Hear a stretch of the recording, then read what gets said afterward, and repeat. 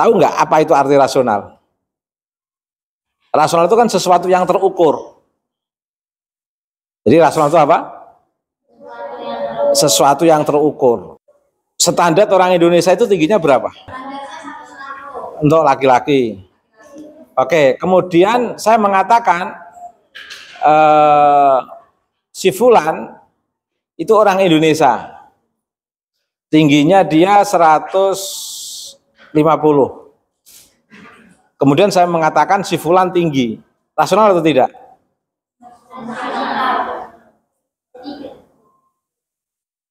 Rasional atau tidak? Mengapa tidak?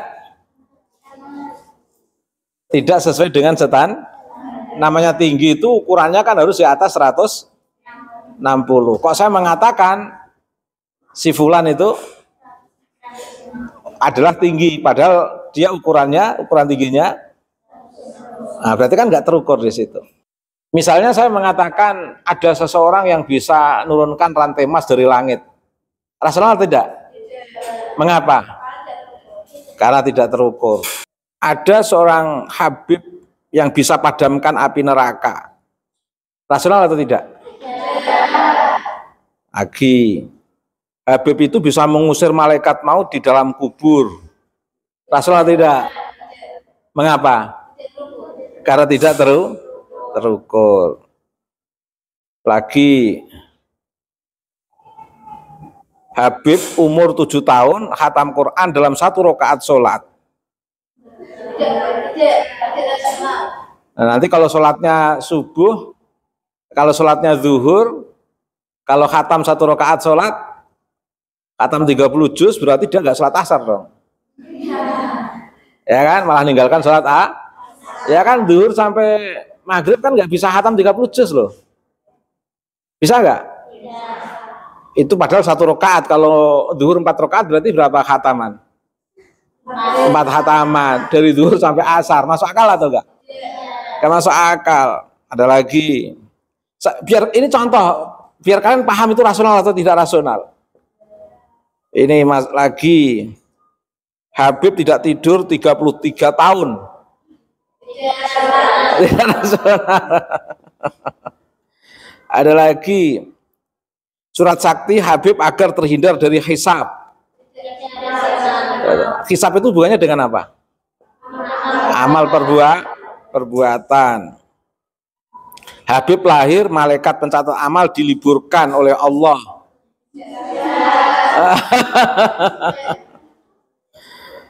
Ada lagi, cukup cinta Habib maka lolos dari siksa kubur.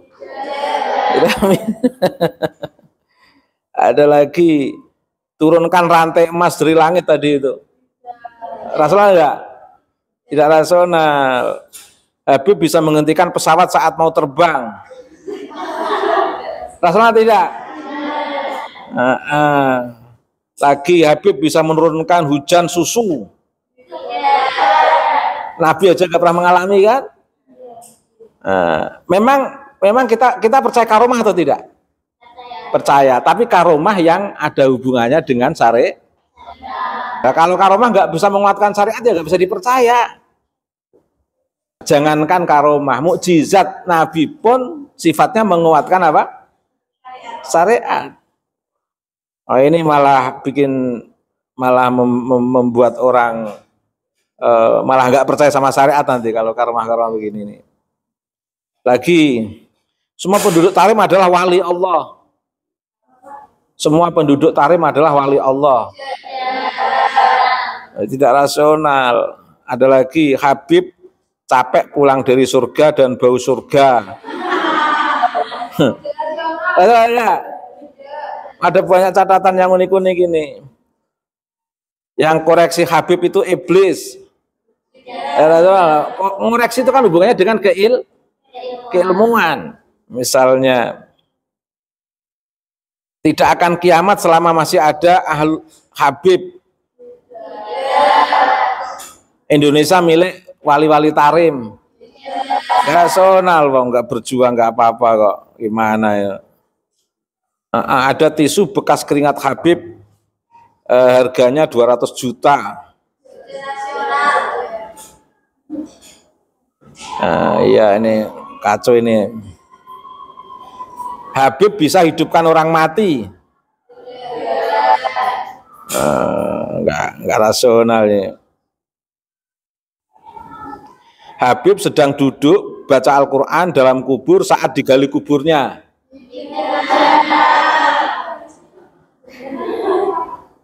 Habib sekali duduk baca Yasin 90.000 kali. Masya Allah. Ini ada lagi, Habib baca Ya Latif 1000 kali dalam satu tarikan nafas. Jadi rasionalitas itu sesuatu yang apa bisa diukur. Kalau nggak bisa diukur ya nggak rasional.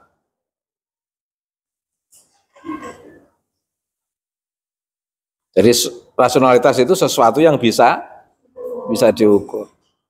Kalau empirisme sesuatu yang bisa dipanca indera, di indera. Jadi sesuatu yang empiris itu berarti sesuatu yang bisa diindra. Diindra itu artinya bisa dilihat, bisa diraba, bisa didengarkan oleh telinga. Lah itulah basis filsafat barat. Ya hanya itu filsafat barat. Orang barat itu cenderung pasif terhadap pembebasan dan pencerahan. Sistem perbudakannya sangat kuat. Jadi filsafat timur itu hubungannya sifatnya interpersonal. Ada relasi kuat, ikatan satu individu dengan individu yang lain. Sehingga filsafat timur itu nuansanya nuansa pembebasan dan pencerahan. Ada heroisme yang terlibat terkait dengan persoalan individu, persoalan masyarakat luas. Itu di filsafat timur. Karenanya zaman Nabi Muhammad Shallallahu Alaihi Wasallam itu Jazirah Arab itu tidak membuat tertarik banyak orang karena kawasan tandus. Sebelum Nabi lahir itu ada dua penguasa yang selalu melakukan konflik yang luar biasa, yaitu Persia dan Romawi. Nah, tidak sedikit para arsitektur, ilmuwan, filosof Persia saat itu, tapi tetap saja sistem perbudakan itu sangat kuat. Tidak ada dari tokoh-tokoh atau hero yang ingin membebaskan perbudakan yang telah berlangsung dalam sistem kekuasaan Persia dan Romawi. Itu artinya apa? Karena nggak ada hubungan, ilmuwannya itu nggak ada hubungan interpersonal antara satu individu dengan individu lain. Sangat individualistik. Ketokohan seseorang dalam konteks keilmuan itu berhenti pada perspektif rasionalisme dan empirismenya saja. Tidak ada nuansa bagaimana membebaskan orang lain, memberikan pendampingan pada subjek dampingan yang sedang terhegemoni atau tertekan atau dalam kuasa kelompok-kelompok elit yang lain. Tidak ada. Para filosof, para pemikirnya, ilmuannya yang mengajarkan ilmu. Tapi ilmu sebatas bagaimana cara berpikir rasional dan empiris. Tapi tidak ada nuansa kepedulian untuk memberikan dampingan kepada subjek, memberikan pendampingan kepada subjek dampingan. Tidak ada nuansa itu. Lahir Nabi Muhammad, membebaskan para budak. Dan akhirnya karena hubungan interpersonal Nabi Muhammad itu kuat antara beliau dengan masyarakat luas, maka akhirnya ada ikatan. Hidup itu tidak hanya diikat, hidup itu tidak hanya berhenti pada perspektif rasionalisme dan empirisme di timur itu. Kalau di barat berhenti pada perspektif empirisme rasional. Kalau di timur itu filsafatnya itu filsafat terlibat, memiliki ada keterlibatan antara tokoh dengan masyarakat dampingan. Ada hubungan interpersonal. Bukti interpersonal Timur itu diantaranya dilakukan oleh Nabi Muhammad SAW, membebaskan para budak, menghentikan anarkisme, pembantaian dan pembunuhan terhadap anak perempuan yang dikatakan tidak memiliki kontribusi terhadap komunitas kelompok masyarakat tertentu, karena waktu itu memang sistem konflik antar suku sangat kuat sekali.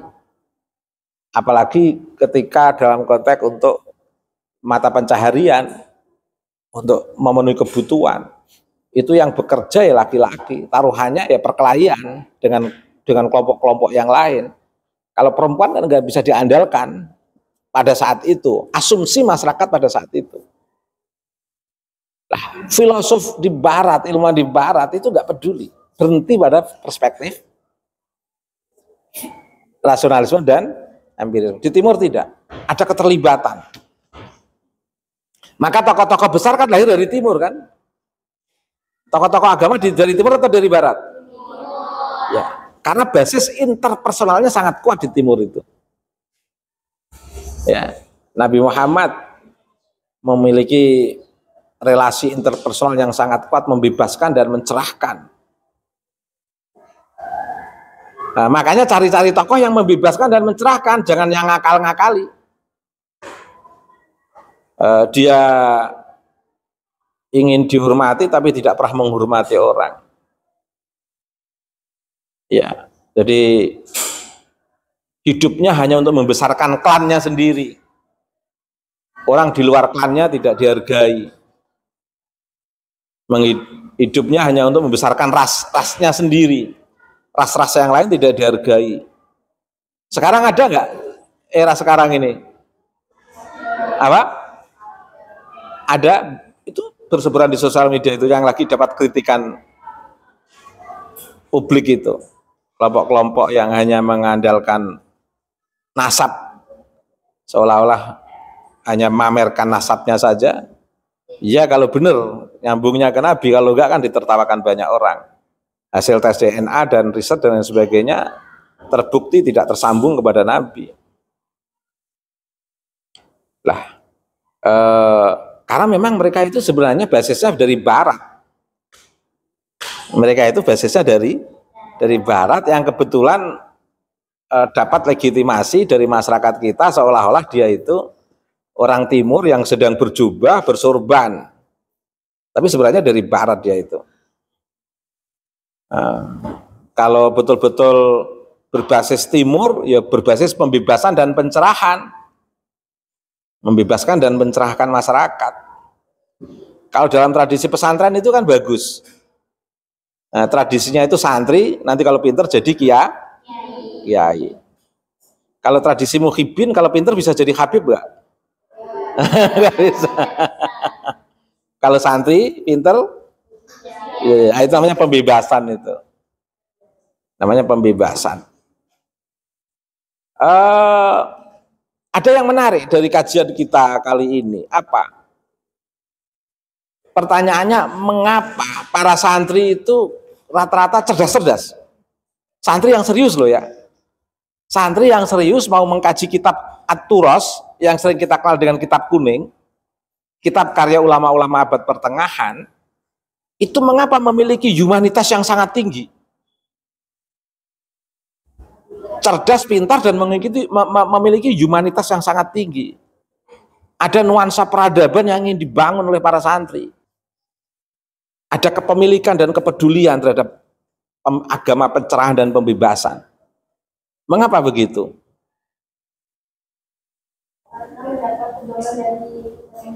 Kitab yang dibaca itu kitab-kitab abad pertengahan. Kitab-kitab abad pertengahan At-Turas itu kitab-kitab yang mengelaborasi antara perspektif Timur dan perspektif Barat. Jadi makanya Barat itu pernah jaya basis rasionalisme dan empirisme, tapi tidak tersosialisasi secara luas. dan cenderung kering barat itu. Mengapa kering? Karena perspektifnya hanya berhenti pada rasionalisme dan empirisme. Sementara di timur ada interpersonal. Sementara di timur itu hubungan interpersonalnya sangat kuat.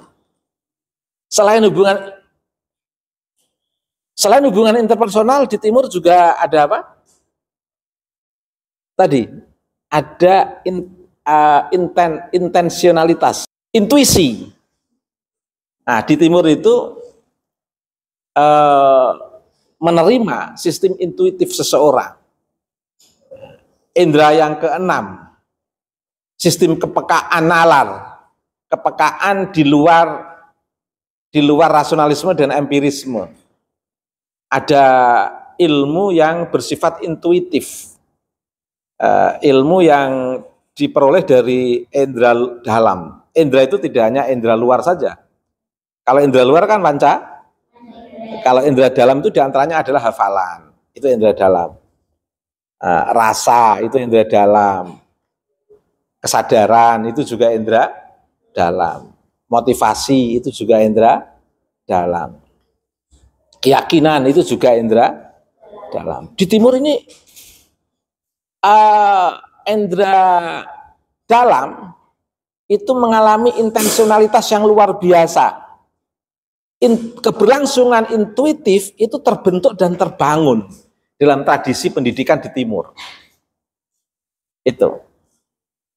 Selain didukung dengan hubungan interpersonal antara guru dan murid. Ini di timur.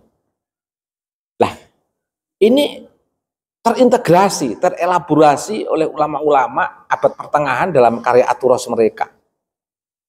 Makanya santri rata-rata, karena yang dibaca itu kitab-kitab ulama yang berbasis Turos, dan Turos itu perspektif kitab kuning Aturos karya ulama abad pertengahan itu kan memiliki ini perspektif rasionalitas yang sangat kuat, empirisme yang sangat kuat, interpersonal antara guru murid yang sangat kuat, kemudian pengembangan intuisi yang sangat kuat dengan berbagai